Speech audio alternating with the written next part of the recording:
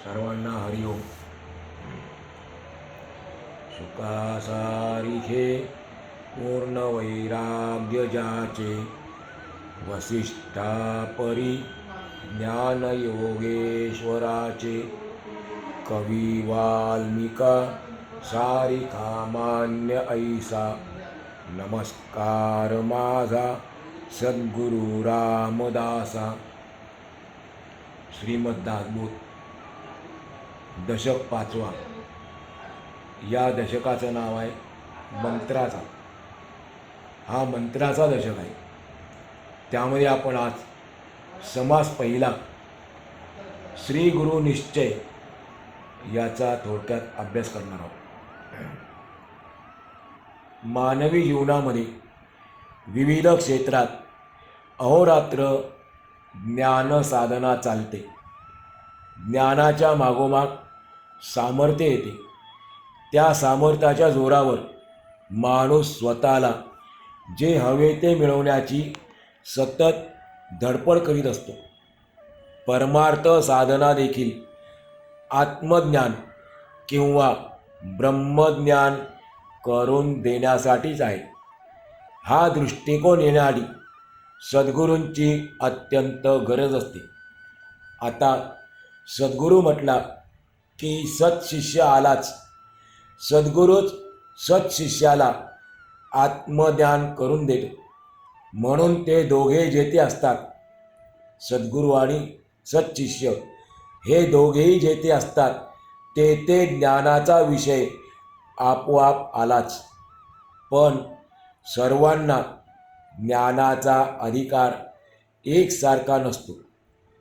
ज्ञानाचा अधिकार सर्वांना आहे, पण तो सर्वांना एकसारखा नसतो.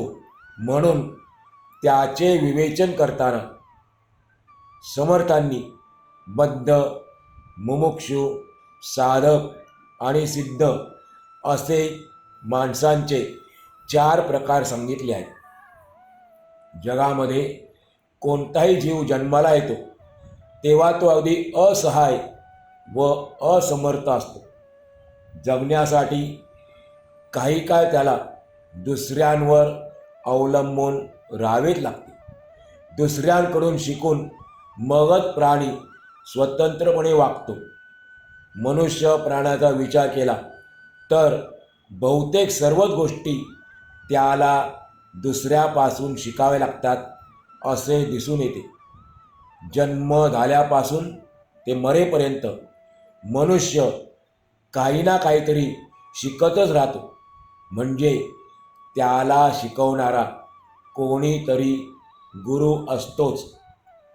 मानवी जीवन या ना त्या गुरु वाचून चालतच नाही. हे जर खरे आहे तर ईश्वर दर्शन किंवा आत्मदर्शन करून घेण्याआधी गुरु असणे अत्यावश्यक आहे हे सांगायला नको. ज्ञान किंवा कला किंवा विद्या देणारे जर गुरु आहेत तर भगवंताचे आत्मवस्तूचे ज्ञान करून देणारे सद्गुरू असतात. गुरु आणि सद्गुरूमधला फरक समर्थ आपल्या सांगतात. एखादी विद्या किंवा कला हस्तगत होऊ शकेल, परंतु परमार्थ हा सर्वस्वी सूक्ष्म आणि अतींद्रिय विषय आहे. तो सामान्य माणसाला सर्वस्वी अज्ञात असतो. परमार्थ सामान्य लोकांना कळत नाही. त्यांच्याकरता तो अज्ञात असतो, माहीत नसतो. त्यासाठी परमार्थ आपल्याला ज्ञात व्हावा, माहीत व्हावा, यासाठी परमार्थाचा अनुभव घेतलेल्या माणसांची गरज असते. त्यांच्या मार्गदर्शनाची आवश्यकता असते. आणि म्हणूनच सद्गुरूं वाचून परमार्थ साधत नाही असे सर्वच संतांचे म्हणणे आहे. श्री सद्गुरू ब्रह्मज्ञानी आत्मज्ञानी असतो. तो परमात्म्याशी अभिन्न असतो. म्हणजेच परमात्म्याशी एकरूप झालेला असतो. सद्गुरू म्हणजे चालते बोलते ब्रह्मच असतो. तो स्वरूपभूत असल्याने त्याचे वर्णन तरी कसे करणार. म्हणून असे म्हणावेसे वाटते, हे सद्गुरुराया, तुमचा जय जयकार असो.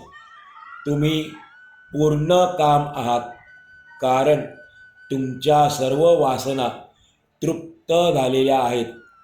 तुम्हीच सर्वोत्तम पुरुष आहात, म्हणजे साक्षात ईश्वर आहात. गुरु साक्षात परब्रह्म आपण बोलतो सुरुवातीला. गुरु ब्रह्मा गुरु विष्णू गुरुदेव महेश्वरा, गुरु साक्षात परब्रह्म. आणि म्हणून आपण काय करतो, तस्मै श्री गुरुवे नमः. गुरु आणि परब्रह्म दोन्ही एकच आहेत. सर्वांच्या हृदयात राहणारे आत्मस्वरूप हे सद्गुरू तुम्हीच आहात. तुमचा महिमा शब्दांनी सांगता येण्यासारखा नाही, म्हणून तो वर्णन करता येत नाही. जे परमात्म स्वरूप वेदांना अवघड वाटते, जे शब्दांच्या पलीकडे आहे आणि जे अतिशय दुर्लभ आहे, ते सत्शिष्याला सद्गुरूंकडून मात्र रोखठोकपणे प्राप्त होते. जे परमात्म स्वरूप योगी जनांचे दास आहेत.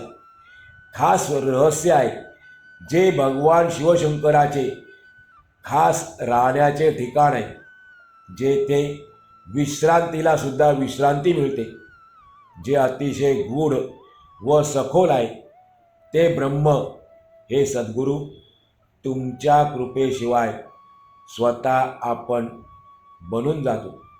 तुमच्या कृपेने शिष्य ते ब्रह्म स्वतः आपण बनून जातो. त्याच्याशी शिष्य समरस होतो आणि म्हणून या अति कठीण संसाराच्या यातायातीने तो मुळीच कष्टी होत नाही, दुःखी होत नाही. श्री समर्थांनी या ठिकाणी आपल्याला 4 महत्त्वाच्या गोष्टी सांगितल्या आहेत. पहिली गोष्ट, दुर्लभ असा परमात्मा सत्शिष्याला साक्षात अनुभवाला येतो. सद्गुरूंच्या कृपेने या 4 गोष्टी आपल्याला प्राप्त होतात. दुर्लभ असा परमात्मा सत्शिष्याला साक्षात अनुभवाला येतो. ते परमात्म स्वरूप अत्यंत गूढ परंतु अत्यंत समाधान देणारे आहे. ते समाधान सद्गुरू आपल्याला करून देतात. ते ब्रह्म शिष्य स्वतः बनून जातो आणि तेवढी योग्यता आपल्या शिष्याची सद्गुरू करून देतात आणि त्यानंतर त्याच्या जीवनात दुःख शिल्लकच राहत नाही. ही सर्व सद्गुरूंच्या कृपेची फळं आहेत. यानंतर स्वामीजी गुरु शिष्यांच्या लक्षणांची प्रस्तावना करतात. श्रोते म्हणतात की स्वामींनी आता आमचे लाड पुरवावी आणि आम्हाला गुरु शिष्यांची लक्षणे सांगावी, पण ती अशी सांगावी की ती ऐकल्यानंतर मोक्षाची तळमळ असणाऱ्या साधकाला तात्काळ सद्गुरूंना शरण जावे अशी उत्कट इच्छा निर्माण झाली पाहिजे. श्री समर्थांच्या काळात समाज रचनेमध्ये ब्राह्मणाला फार महत्त्व होते. जे 4 वर्ण आपल्याला शास्त्राने सांगितलेले आहेत, ब्राह्मण क्षत्रिय वैश्य आणि शूद्र, त्यापैकी समर्थांच्या काळात ब्राह्मणांना अत्यंत महत्त्व होते, कारण त्यांनी ते महत्त्व सांभाळून ठेवलं होतं. तर काय काय महत्त्वाच्या गोष्टी सांगतात स्वामीजी आपल्याला ब्राह्मणांच्या बाबतीत. श्री समर्थांच्या काळामधलं ते वर्णन आहे. ब्राह्मण बुद्धिमान आणि विद्यावान होता.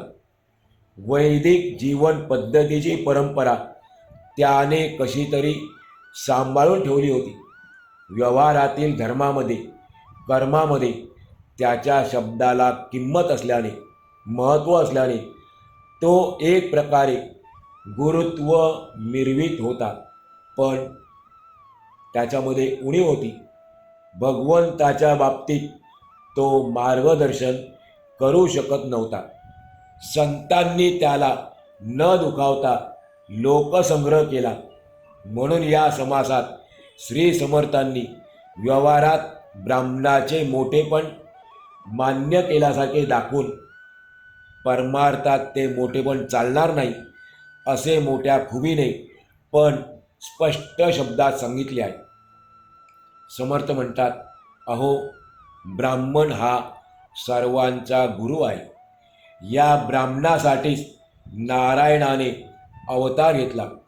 विष्णू भगवंताने श्रीवत्स म्हणजे भृगूने मारलेल्या लाथेची खून मोठ्या अभिमानाने मिरवली.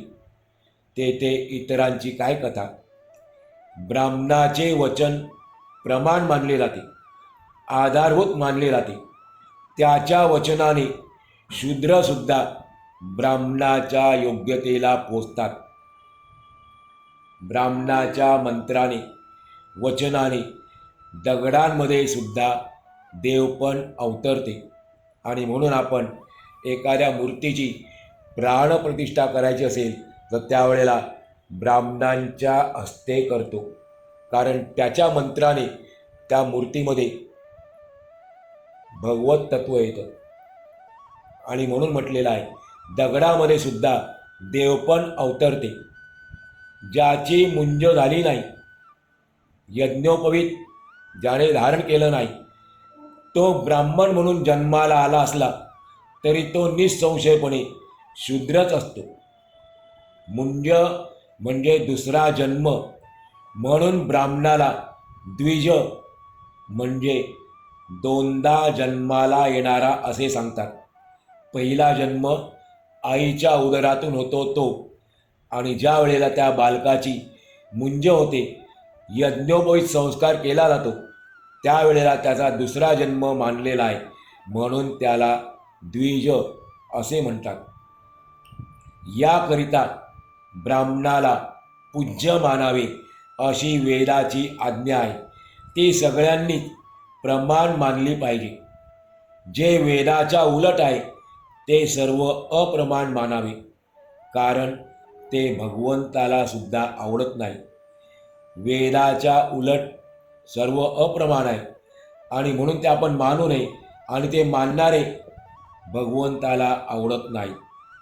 ब्राह्मणांच्या मदतीने ज्योतिषातील योग, होम, हवन, व्रते, दाने, तीर्थयात्रा आणि तेथील कर्मे होतात.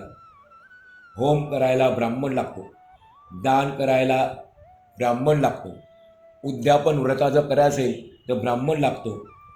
ब्राह्मणा वाचून कर्ममार्गाचे आचरण होणार नाही. ब्राह्मण म्हणजे मूर्तिमंत वेदच होय. ब्राह्मणाला देव समजावे, त्याच्या वचनाने सर्व इच्छा फलद्रूप होतात. तत्कालीन परिस्थितीत असलेले ब्राह्मणांचे महत्त्व वर्णन करताना स्वामीजी पुढे सांगतात, ब्राह्मणाची पूजा केली तर मन शुद्ध होते व वृत्ती भगवंताच्या ठिकाणी जडते.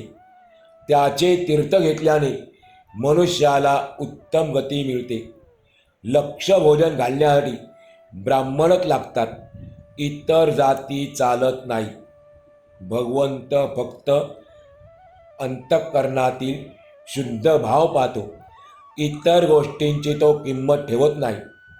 असो, ब्राह्मणाला मोठमोठे देवसुद्धा नमस्कार घालतात, ते बिचाऱ्या माणसांना कोण विचारतो. एखाद्या अंत्यजाला म्हणजे शूद्र माणसाला, शेवटचा वर्ण शूद्र, त्याला अंत्यज म्हणायचे. एखाद्या अंत्यजाला पुष्कळ शब्दज्ञान असले तरी तो उपयोगाचा नाही. ब्राह्मणाच्या बरोबरीने त्याची पूजा कधीच करता येणार नाही.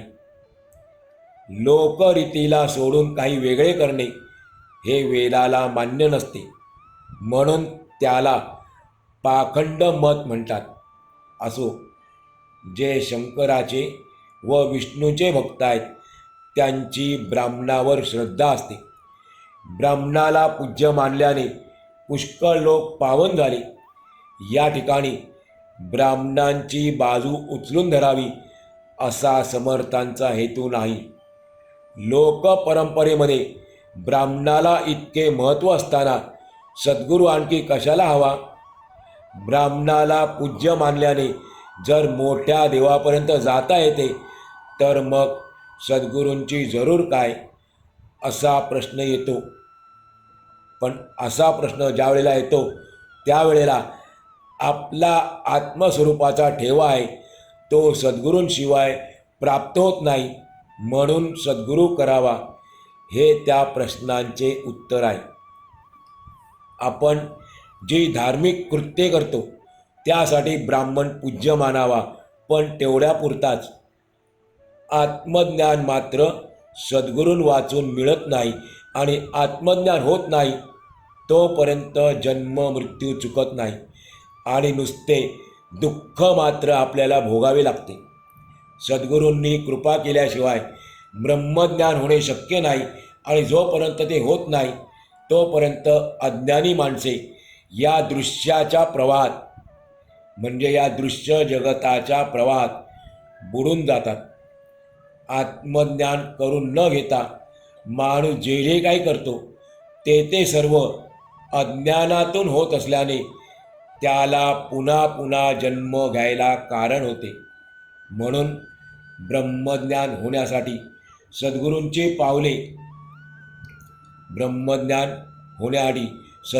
पावले त्यांचे चरण घट्ट धरावे, म्हणजे त्यांना शरण जाऊन ज्ञान करून देण्याबद्दल त्यांची प्रार्थना करावी.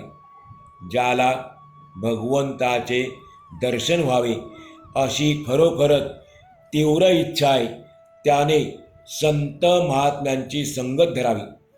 संत संग केल्याशिवाय भगवंतापर्यंत पोचता येत नाही. संतच सद्गुरू होऊ शकतो, म्हणून सत्संग करावा, याचा अर्थ सद्गुरूंचा सहवास करावा. वेडी अज्ञानी माणसे सद्गुरूंचे मार्गदर्शन नसल्याने निरनिराळ्या हलक्या दर्जाची मामुली साधने करतात, पण सद्गुरूंची कृपा नसल्यामुळे त्यांचे सर्व श्रम वाया जातात. मग कोण कोण काय काय करतात ते समर्थ आपल्याला सांगतात. कोणी कार्तिक स्नाने व माघ स्नाने करतात. हे 2 महिने पवित्र मानलेले आहेत. स्नानाकरता तीर्थक्षेत्रा ठिकाणी राहून लोक त्या ठिकाणी कार्तिक महिन्यात कार्तिक स्नान करतात, माघ महिन्यात माघ स्नान करतात. कोणी व्रते उद्यापने व दाने करतात. कोणी गोरांजने धूम्रपान करतात, तर कोणी पंचाग्नी साधने करतात. शब्द कठीण आहे. गोरांजन, धूम्रपान, पंचाग्नी साधन. समर्थ आपल्याचा अर्थ सांगतात. गोरांजन म्हणजे स्वतःला जाळून घेणे. धूम्रपान म्हणजे स्वतःला झाडाला उलटे टांगून घ्यायचे आणि खाली केलेला धूर पिऊन तप करायचे. पंचाग्नी साधन म्हणजे कडाक्याच्या उन्हाळ्यात 4ही बाजूला विस्तव पेटवायचा आणि 5व्या डोक्यावर सूर्याचा ताप सहन करून तप करायचे. पण समर्थ सांगतात अशा प्रकारे देहाला कष्ट त्रास देऊन परमार्थ होत नसतो. कोणी हरिकथा व पुराणे श्रवण करतात. कोणी मनापासून प्रवचने करतात. कोणी अतिशय कठीण असलेल्या तीर्थयात्रा करतात. कोणी देवाची अगदी झप्पक पूजा करतात. कोणी स्नान संध्या करतात. कोणी दर्भासने वापरतात. कोणी गोपीचंदनाचे टिळे लावून गळ्यात माळा घालतात, तर कोणी वैष्णव मुद्रांचे ठसे लावतात. पण यानेही काही परमार्थ साधत नाही, कारण ही भक्तीची बाह्य लक्षणे आहेत. मग ही करू नयेत का? असं नाही. ही करायची, फक्त त्यातच अडकून राहू नये. अर्ध्य पात्रे म्हणजे अर्ध देणारी तामणे. संपुष्ट म्हणजे देव ठेवण्याचा करंडा. गोकर्णे म्हणजे गायीच्या कानाचा आकार असलेली चांदीची किंवा तांब्याची भांडी. मंत्र यंत्राची ताम्रपर्णे. काही लोक अशा प्रकारची भांडी, अनेक प्रकारची लहान मोठी भांडी व इतर पूजा साहित्य अत्यंत सुंदर आणि सुशोभित ठेवतात, पण हेही काही भगवंतापर्यंत पोचत नाही. कोणी पंचायतनाची पूजा करतात. आपल्याला माहीत आहे पंचायतन, गणपती बाप्पा, शंकर, देवी, सूर्य यांची पूजा करणे पंचायतन पूजा म्हणतात. कोणी मातीच्या शिवलिंगाची लाखोरी वाहतात. म्हणजे काय करतात, मातीचे शिवलिंग करायचे आणि त्याला बेल, नारळ, फळे फुले वाहून अगदी यथासांग पूजा करायची. अशी 1,00,000 शिवलिंगाची पूजा केली म्हणजे 1 लाखोली होते. काही लोक वेगवेगळ्या प्रकारचे उपवास करतात. निराहार, एकाहार, निर्जली. निराहार म्हणजे आहार न घेता, काही खायचं नाही, फक्त पाणी प्यायचं. एकाहार म्हणजे काही जण फक्त एकदाच आहार घेतात आणि काही जण पाणीसुद्धा घेत नाही, त्याला निर्जली म्हणतात. असे उपवास करतात. काही लोक एखादा नेम निष्ठेने चालवतात. सांगण्याचा हेतू असा की अशा प्रकारची कर्मे मोठ्या कष्टाने करतात. त्यांना त्याचे काही प्रमाणात फळसुद्धा मिळते, पण भगवंताच्या प्राप्तीचे खरे वर्म किंवा रहस्य अशा लोकांच्या हाती लागत नाही. त्या कर्माच्या नादी लागून लोक आत्मज्ञानाचे वर्म चुकतात. म्हणून अशी कर्मे जन्मभर जरी केली तरी आत्मज्ञानाचे रहस्य काही केल्या उपलत नाही. समजा एखाद्याने स्वाहा, स्वधा इत्यादी यज्ञ केले, होम हवन वगैरे वैदिक कर्मे केली, पण मनामध्ये जर फळाशा धरली, स्वर्गसुख मिळावे, मुले बाळे व्हावी किंवा कीर्ती वाढावी अशी इच्छा बाळगली, तर ती इच्छा कदाचित पूर्ण होईलसुद्धा. पण त्यामुळेच, अशी इच्छा केल्यामुळे त्याने वासनेपोटी स्वतःहून पुढील जन्माचा विचार केला असे होते. आपण एखादी इच्छा केली, कर्म केल्यानंतर, तर ती इच्छाच काय होते, वासनेमध्ये बदलते आणि वासनात माणसाला जन्म घ्यायला कारणीभूत होते.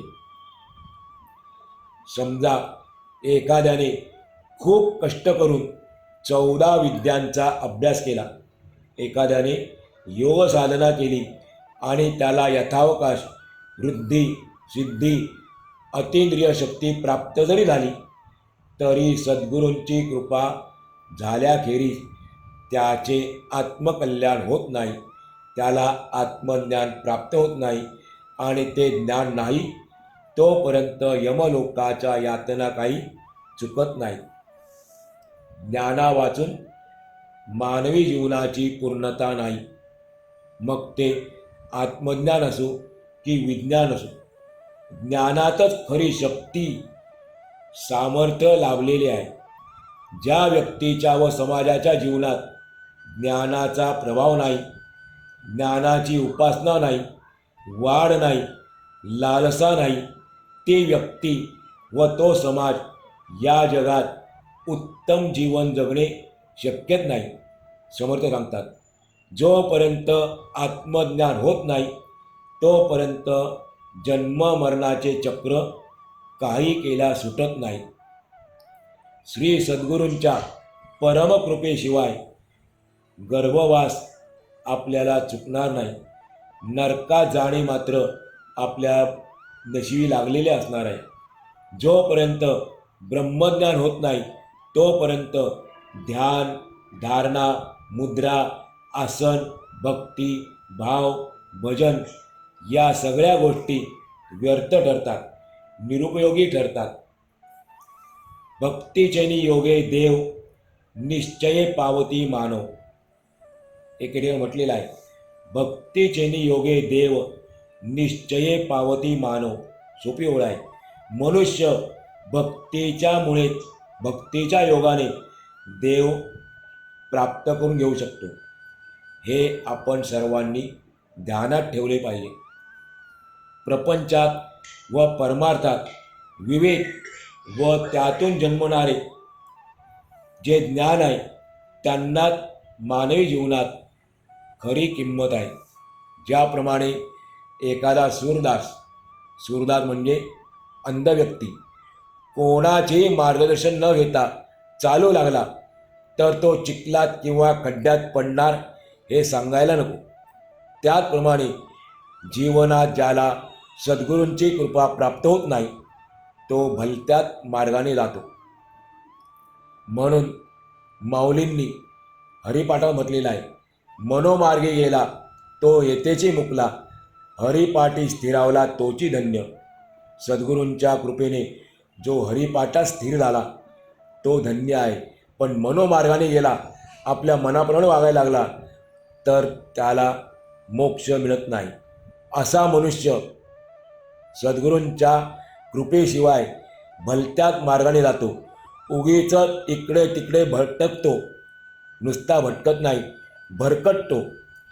याच्या उलट ज्याप्रमाणे डोळ्यात अंजन घातले की जमिनीत पुरलेले धन आपोआप दिसू लागते, त्याचप्रमाणे सद्गुरूंच्या उपदेशरूपी अंजनाने मनुष्याला ज्ञानदृष्टी प्राप्त होते आणि हृदयाच्या गुहेमध्ये असलेला आत्मा ज्ञानाच्या प्रकाशामध्ये प्रत्यक्ष अनुभवाला येतो. सद्गुरू कृपा करतात म्हणजे ते जीवाला ईश्वर केंद्रित करतात. मग तो स्वतःकडे व जगाकडे आत्मबुद्धीने पाहू लागतो. ज्ञानाचा हा निस्वार्थी दृष्टिकोन देणे हे सद्गुरूंच्या कृपेचे खरे लक्षण आहे. सद्गुरू जीवाची तळमळ शांत करतात, ईश्वराचे दर्शन घडवतात. पूर्वी मोठमोठे संत होऊन गेले, त्यांनी गुरूंचे दास्यत्व पत्करले. म्हणून समर्थ सांगतात, मोक्षप्राप्तीसाठी सद्गुरू हवाच. सद्गुरू पाठीशी नसेल तर मनुष्य जन्म वाया जातो. सगळे जीवन दुःखमय बनते. जीवाची तळमळ शांत होत नाही. सद्गुरूंनी अभय देणारा आपला हात आपल्या मस्तकावर ठेवला तर ईश्वर प्रगट होतो. जीवाला उच्च पातळीवर नेऊन ईश्वर दर्शनाला योग्य करण्याआधी सद्गुरू आपली शक्ती त्याला देतात. त्याला दुसऱ्या शब्दात शक्तिपात करणे म्हणतात. पूर्वीच्या काळी मोठमोठे संत, महंत आणि श्रेष्ठ मुनी होऊन गेले, पण त्यांनासुद्धा आत्मज्ञान प्राप्त झाले ते सद्गुरूंकडूनच. इतकेच कशाला, श्रीराम, श्रीकृष्ण वगैरे साक्षात भगवंताचे अवतार, पण यांनीसुद्धा अतिशय मनापासून सद्गुरूंची सेवा केली. ते गुरुभजनी तत्पर होते. त्याचप्रमाणे अनेक सिद्ध, साधू व संत यांनी देखील सद्गुरूंचे दास्य केले, गुरुसेवा केली. हे एवढे मोठे ब्रह्मांड चालवणारे ब्रह्मा, विष्णू आणि महेश हे सुद्धा सद्गुरूंच्या चरणाशी लीन होतात. त्या ठिकाणी ते आपला मोठेपणा मिरवित नाहीत. असो, ज्याला अगदी अंतःकरणापासून मोक्षाची उत्कट इच्छा असेल त्याने सद्गुरूंना शरण गेलेच पाहिजे. कारण सद्गुरूंशिवाय मोक्ष मिळणे कल्पांतीसुद्धा शक्य नाही. म्हणून माऊली म्हणतात, सद्गुरू वाचोनी सापडेना सोय, धरावे ते पाय आधी त्यांचे. आता यानंतर सद्गुरू कसे असतात ते तुम्हाला सांगतो.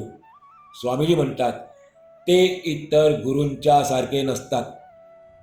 गुरु आणि सद्गुरू यांचा जो फरक आहे तो स्वामीजी आपल्याला सांगणार आहे. ज्यांच्या असीम कृपेने शुद्ध ज्ञान किंवा आत्मज्ञान हृदयात प्रकाशते त्यांना सद्गुरू म्हणतात. पण अशा सद्गुरूंना कसे ओळखावे, त्यांची लक्षणे काय असतात याचे विवेचन पुढील समासात केले जाईल. ते आपण सर्व श्रोत्यांनी या समासाचा संदर्भ न सोडता, म्हणजे हा समास आणि पुढचा समास एकच आहे याची लिंक आहे, तो संदर्भ लक्षात ठेवून आपण मन लावून ऐकावे. सद्गुरू आत्मज्ञान करून देतात हे या समासाचे मुख्य सूत्र आहे आणि पुढच्या समासाचे देखील मुख्य सूत्र आहे. हे ध्यानात ठेवून आपण पुढचा समास ऐकावा. अशा प्रकारे श्री दासबोधाच्या गुरु शिष्य संवादातील 5व्या दशकातील गुरुनिश्चय नावाचा पहिला समास पूर्ण झाला.